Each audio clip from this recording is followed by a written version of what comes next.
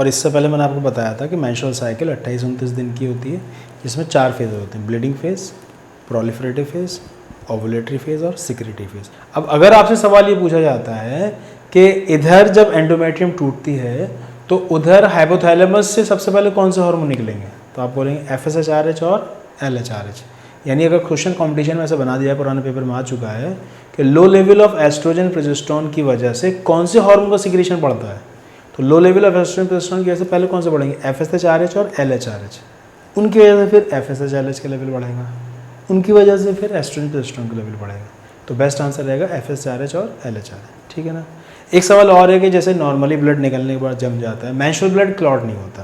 तो menstrual blood इसलिए clot नहीं होता क्योंकि उसके अंदर एक एंजाइम होता है फिब्रिनोलाइसिन। फिब्रिनोलाइसिन की वजह से मेंस्ट्रुअल ब्लड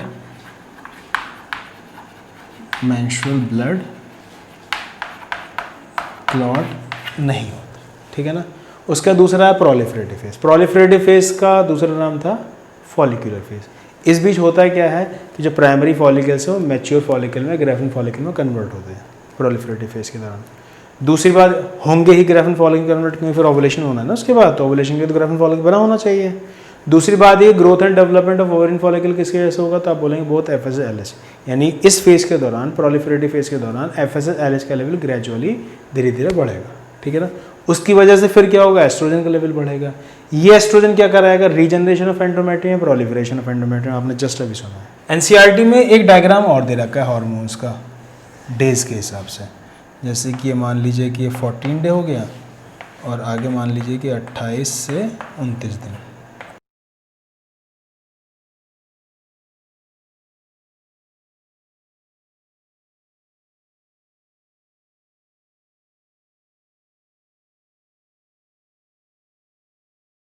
चार हार्मोन्स के बारे में NCERT में इस तरीके से दे रखा है। मान लीजिए कि ये मेंस्ट्रुअल साइकिल का फर्स्ट डे है, ये मिड ऑफ द साइकिल उन्होंने दिखा रखा है, मतलब कि यहाँ मान लीजिए जैसे 13 डे है और इधर ये 15 डे है और ये 28-29 डेज। तो ये बताना होगा आपको इसमें कौन सा हार्मोन कौन सा है। तो यहाँ मान लीजिए मिड ऑफ द साइकिल है, जिस दिन ओवुलेशन होता होगा, सेकेंड ड्यू साइड निकलता होगा। तो आपको याद इस तरीके से रखना है कि मिड ऑफ द साइकिल से जस्ट पहले जो हायर पीक है ये LH का है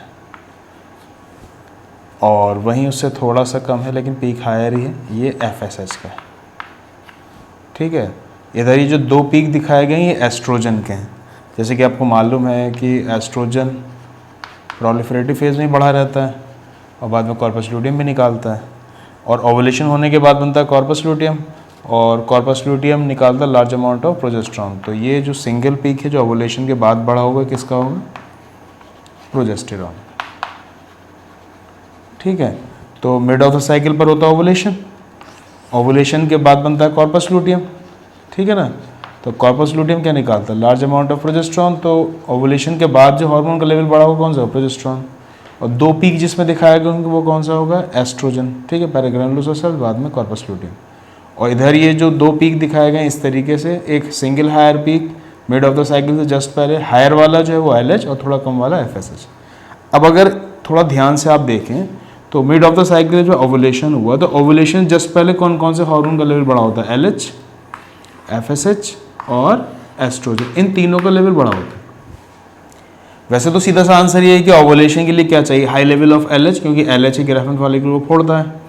इस बार नीट 2020 में भी ये क्वेश्चन आया था और उन्होंने सवाल ये पूछा था ओवुलेशन के लिए कौन सा हार्मोन रेस्पॉन्सिबल है, क्योंकि ऑलरेडी सवाल बहुत बार आ चुका है कि LH तो उन्होंने ऑप्शन LH FSH इन चारों के बनाए थे, लेकिन उन्होंने ऑप्शन इस तरीके से बनाए थे कि ओवुलेशन के लिए ज़रूरी है, इन्होंने लिखा है low level of LH, low level of FSH, high level of oestrogen and high level of progesterone. तो देखो अगर इन्होंने ओवुलेशन के टाइम पर लो लेवल ऑफ LH बोल दी तो गड़बड़ हो गया, ये तो हाई रहता है। इन्होंने बोल दिया कि FSH का लेवल लो तो ये भी गड़बड़ कर दिया क्योंकि ये भी हाई रहता है उस टाइम, और एस्ट्रोजन। तो मिड ऑफ द साइकिल पर अगर देखा जाए, मिड ऑफ द साइकिल पर अगर देखा जाए कौन कौन से हार्मोन्स का लेवल बढ़ा रहता है, LH, FSH और एस्ट्रोजन, है ना, इनका लेवल हाई रहता है, उसी दौरान ही ओवुलेशन होता है। तो इस बार जिन्होंने सवाल बनाया था उसमें आंसर लगाना था हाई लेवल ऑफ एस्ट्रोजन, क्योंकि इनका दोनों का लो लेवल दे रखा था, प्रोजेस्टेरोन का हाई दे रखा था, तो ओवुलेशन के बाद बढ़ता है। बात समझ में आ रही है मेरी, ठीक है ना। तो मुझे इन शॉर्ट आपको बात ही बतानी थी कि अगर आपसे सवाल पूछा जाता है कि LH का लेवल कब हाई रहता है, तो LH का लेवल अगर देखा जाए तो ओवुलेशन जस्ट पहले कौन सा फेज चल रहा होगा, प्रोलिफरेटिव फेज। तो आपको आंसर ये लगाना होगा at the end of proliferative phase, क्योंकि जब प्रोलिफरेटिव फेज खत्म होने वाला होगा उस दौरान ही LH का लेवल हाई होगा, ठीक है। तो LH का लेवल हाई कब होता है, at the end of proliferative phase. General सा ऑप्शन होगा at the mid of the cycle. अगर आपसे पूछा है ओवुलेशन कब होता है तो आंसर होगा मिड ऑफ द साइकिल, या फिर आंसर आपको दे रखा होगा इन्होंने 14 to 16 डेज। 14 to 16 इसलिए क्योंकि अगली मेंस्ट्रुअल साइकिल 14 डेज पहले होता है, तो 29 होगा तो 15, 28 होगा तो 14। इसलिए जो बेस्ट आंसर होता है कि ओवुलेशन किस दिन होगा, तो आंसर ये लगाना होता है 14 days before the onset of next menstruation. याद रहेगी मेरी इतनी बात। अच्छा, इसके अलावा उन्होंने एक सवाल ऐसे ही पूछ रखा है पुराने पेपर कि menstrual cycle can be deferred by, मतलब ब्लीडिंग को कैसे रोका जा सकता है। तो आपको वैसे ही मालूम है प्रेगनेंसी रोकने का एक बहुत सिंपल सा तरीका है, कॉन्ट्रासेप्टिव पिल्स ली जाती हैं। उन कॉन्ट्रासेप्टिव पिल्स में एस्ट्रोजन प्रोजेस्टेरॉन नहीं होता है, तो आपको आंसर ऐसे लगाना था combination of oestrogen and progesterone. तो अगर उन टैबलेट्स को लिया जाएगा तो भी मेंस्ट्रुअल साइकिल डिफर हो जाएगी, यानी कि ब्लीडिंग फिर नहीं होगी, ठीक है ना। अच्छा, इसके अलावा ये भी जानते हैं कि इधर प्रोलिफरेटिव फेज के दौरान प्रोलिफरेशन ऑफ एंडोमेट्रियम होता है। प्रोलिफरेशन ऑफ एंडोमेट्रियम कौन कराता है, एस्ट्रोजन, है ना, और इसके अंदर 8 से 9 दिन लगते हैं, याद है आपको। अच्छा, इधर आपने शुरू के 3 से 5 दिन ब्लीडिंग होती है। ब्लीडिंग होने की वजह क्या होती है, low level of estrogen progesterone. Estrogen progesterone का लेवल लो क्यों होता है, low level of LH and FSH। तो सबसे पहले होगा low level of LH FSH, जिसकी वजह से लो लेवल एस्ट्रोजन प्रोजेस्टेरॉन, जिसकी वजह से एंडोमेट्रियम टूटी वजाइना के थ्रू वो पास हो जाएगी, ठीक है ना। सवाल ऐसे ही पूछा गया है कि जब एस्ट्रोजन प्रोजेस्टेरॉन का लेवल लो होता है तो फिर कौन से हार्मोन का सिक्रेशन बढ़ता है। तो आपने जो हार्मोनल कंट्रोल का चार्ट बनाया था उसमें आपने देखा था कि जो ब्लीडिंग होने की वजह वो है low level of estrogen progesterone. यही एस्ट्रोजन प्रोजेस्टेरॉन का लेवल लो होगा तो उधर ब्लीडिंग होगी, उधर हाइपोथैलेमस स्टिमुलेट हो जाता है ना, और वो अपने अंदर से कौन से हार्मोन निकालता है, FSH-RH और LH-RH। तो लो लेवल ऑफ एस्ट्रोजन प्रोजेस्टेरॉन से कौन से हार्मोन का लेवल बढ़ेगा, FSH-RH और LH-RH। फिर वो FSH और LH के लेवल बढ़ाएंगे, फिर से प्रोजेस्टेरॉन बढ़ेगा और एस्ट्रोजन बढ़ेगा, ठीक है ना।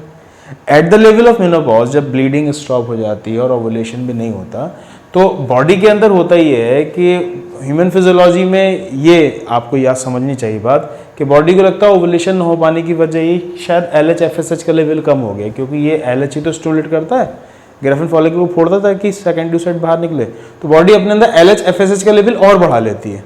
तो at the level of menopause LH और FSH का लेवल बढ़ जाता है, ठीक है ना। अच्छा, उधर ओवुलेशन तो हो नहीं रहा, कॉर्पस ल्यूटियम तो बन नहीं रहा होगा मेनोपॉज के बाद, तो एस्ट्रोजन प्रोजेस्टेरॉन निकल नहीं रहा होगा, तो इसलिए at the level of menopause LH FSH का लेवल तो बढ़ जाएगा ताकि ओवुलेशन हो जाए, लेकिन वो तो होगा नहीं, फॉलिकल्स ही नहीं है। और एस्ट्रोजन प्रोजेस्टेरॉन का लेवल कम हो जाएगा, LH FSH का लेवल बढ़ जाएगा और एस्ट्रोजन प्रोजेस्टेरॉन का लेवल कम हो जाएगा, ठीक है ना।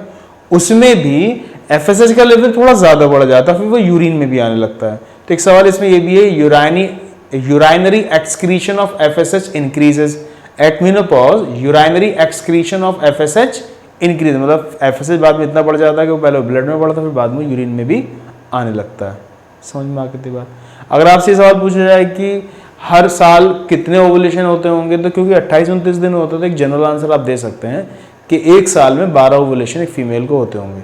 क्वेश्चन उन्होंने इसको थोड़ा इस तरीके से पूछा कि एक ओवरी से, सिंगल ओवरी से कितने ओवुलेशन होते होंगे, तो अब दोनों के मिला के 12 हैं। ओवुलेशन जब होता है तो अल्टरनेटली एक बार इस ओवरी से, फिर इस ओवरी से, फिर इस ओवरी से, फिर इस ओवरी से, तो टोटल एक साल के अंदर 6 ओवुलेशन इस ओवरी से होते होंगे, 6 ओवुलेशन इधर वाली ओवरी से होते होंगे।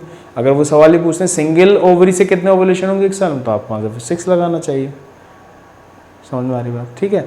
तो मिड ऑफ द साइकिल के ऊपर अगर आपसे सवाल पूछा जाता है कौन से लेवल का, कौन से हार्मोन्स का level mid of the cycle बढ़ता है, तो आप बोलेंगे LH FSH और एस्ट्रोजन, ठीक है ना। तो at the time of ovulation LH का लेवल भी हाई होगा, FSH का लेवल भी हाई होगा और एस्ट्रोजन का लेवल भी हाई होगा। तो अगर वो सवाल पूछते हैं ओवुलेशन के लिए कौन सा हार्मोन रेस्पॉन्सिबल है, तो अगर तीनों के हाई लेवल कवर हो रहे हैं तो तीनों पर आंसर आपको कवर कर लेना चाहिए, high level of LH, high level of FSH, high level of oestrogen.